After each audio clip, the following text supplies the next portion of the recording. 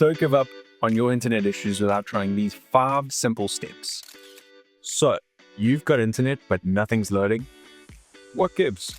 Well, keep calm and don't panic, because I'm here to help you self-analyze what is probably a small hiccup in connecting you to the World Wide Web. First off, let's get you up to speed with your router. Looking at the front of the device, you can see that there are 6 indicative lights. Going from left to right, you can see that there is a power light, which will determine if the router is powered on or not. Next is an internet light, which will pick up if there is an internet connection passing through the router. Similar to that, there is the LAN light, which will indicate if there's any LAN ports connected with an Ethernet cable. Then this router is able to show 2 wireless networks on different frequencies, one being the 2.4 GHz network, which is the 5th light, and the 5 GHz network, which is the 6th light. On the left-hand side of the router, you can see the WAN and LAN ports. The WAN port is where you'll connect your Ethernet cable to the ONT, which is provided by a fiber provider. And the LAN ports is where you'll connect your external devices, such as extenders and your computer, anything that you're wanting to connect using a cable. All of these ports are 1 gig capable, so it should be able to match whatever speed you're looking for. Over here, you can see your power port and your power cable. Connecting these will power up the device and disconnecting it will power it down. Next to the LAN 3 and reset button, you're able to see a WPS button, which stands for Wireless Protected Setup.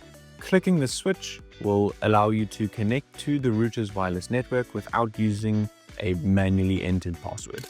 Right next to the power port, you can see there is a reset button, which you will need a small pin to access. Clicking this will completely wipe all the config on the router, so it is not really recommended to do this unless you're looking to get it to factory setting.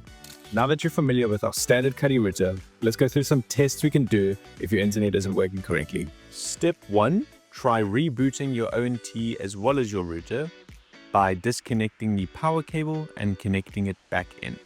After that, wait a few seconds and the router should then display all the correct lighting. Step 2, make sure all the cabling is connected correctly and firmly. If you're unsure about this, you will need an Ethernet cable going from the WAN port of the router to the LAN port of the ONT. If you're using a UPS, try disconnecting the power from there and connecting it into the main power outlet at home.